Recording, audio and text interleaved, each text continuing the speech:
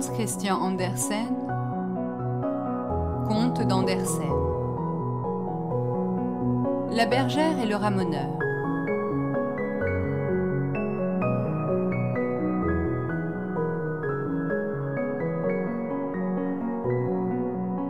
Avez-vous jamais vu une de ces armoires antiques, toutes noires de vieillesse, à enroulement et à feuillage?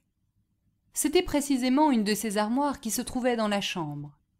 Elle venait de la trisaïeule, et de haut en bas elle était ornée de roses et de tulipes sculptées.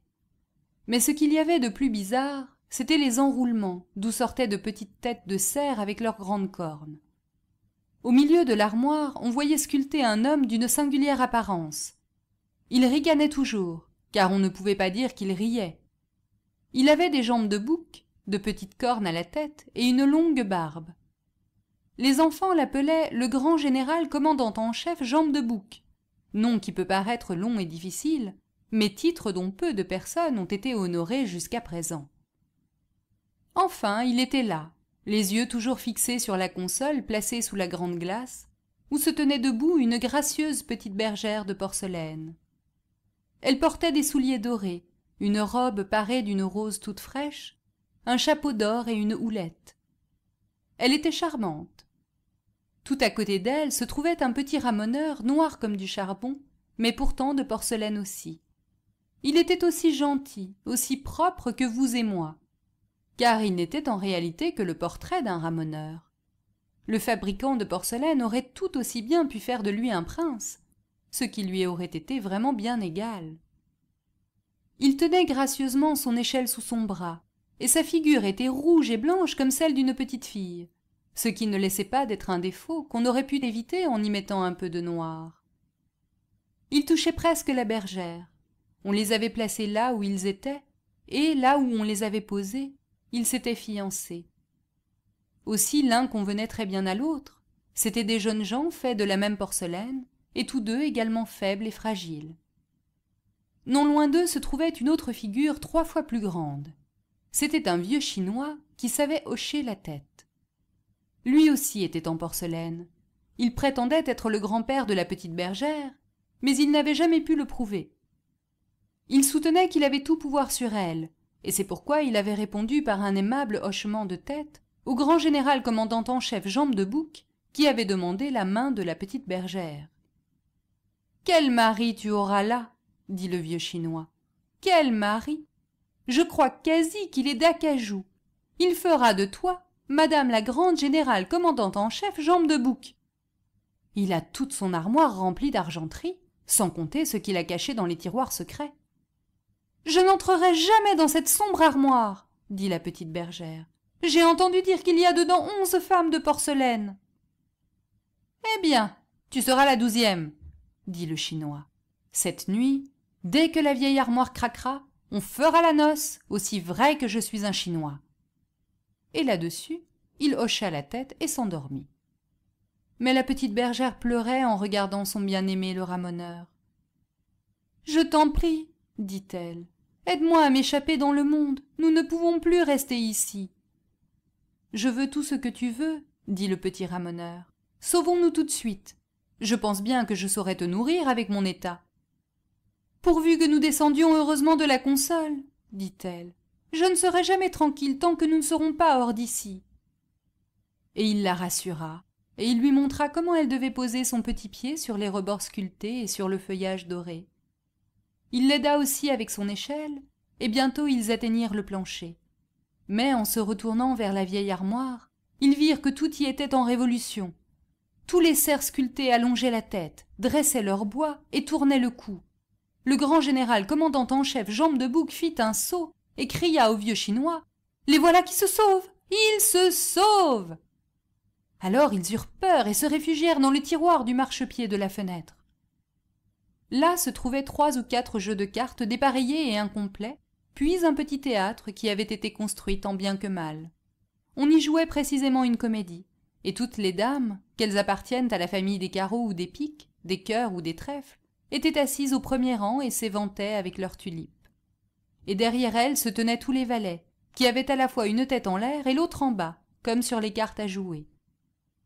Il s'agissait dans la pièce de 2 jeunes gens qui s'aimaient, mais qui ne pouvaient arriver à se marier. La bergère pleura beaucoup, car elle croyait que c'était sa propre histoire. « Ça me fait trop de mal, dit-elle.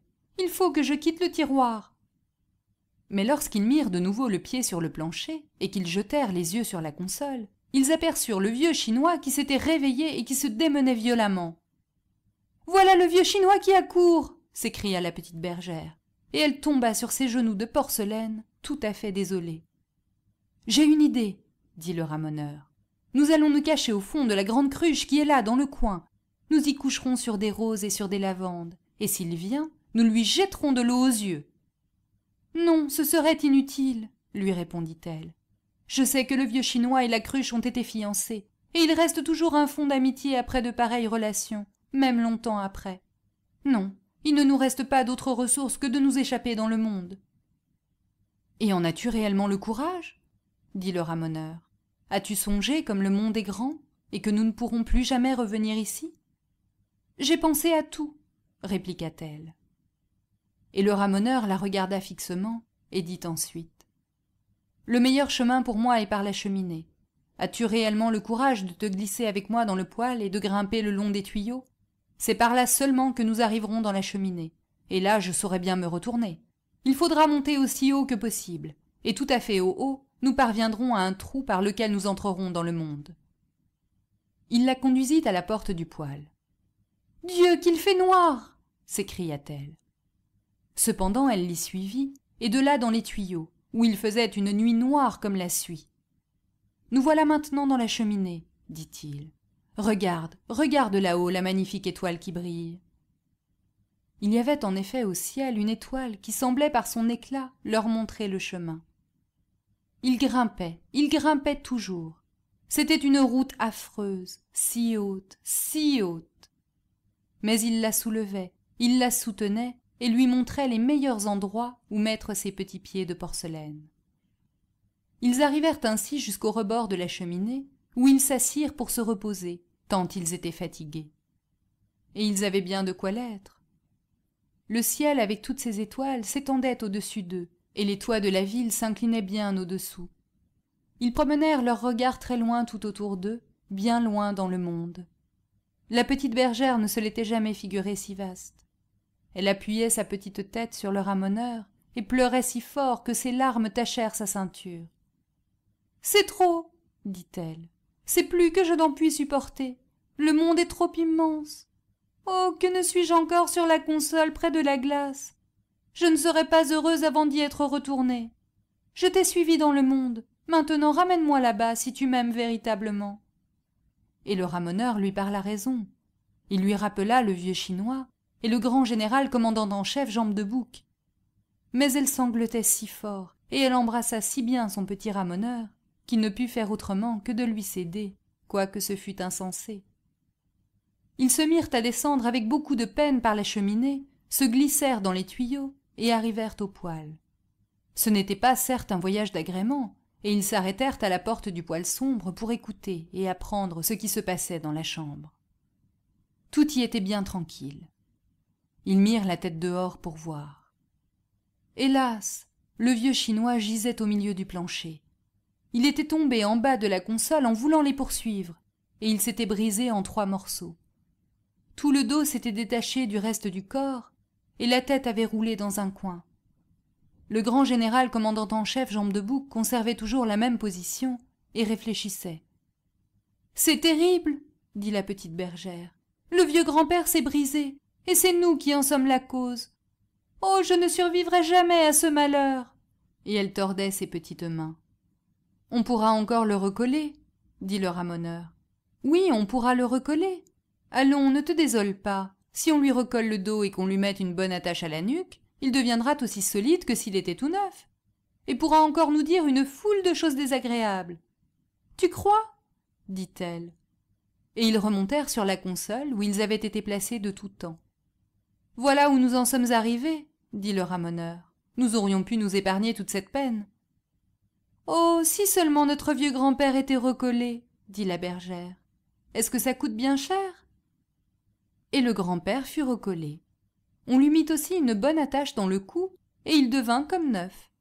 Seulement, Il ne pouvait plus hocher la tête.